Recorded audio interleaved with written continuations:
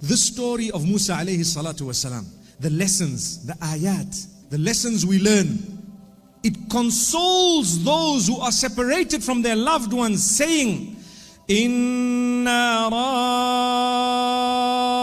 raddu ilayk, we will definitely return him to you. If Musa alayhi salam's mother was told that by Allah, I'm sure Allah can return to us our loved ones. May Allah subhanahu wa ta'ala unite us with our loved ones.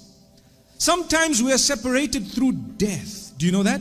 Death has separated me from my loved one, for example. Or a child, or a parent, or a brother, a sibling, someone you really care for, you really love.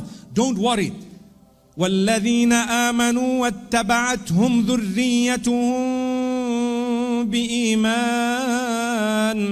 أَلْحَقْنَا بِهِمْ ذُرِّيَّتَهُمْ. Allah speaks about how He will allow your family members to join you in the hereafter, on condition that you all believed. On condition that you all believed.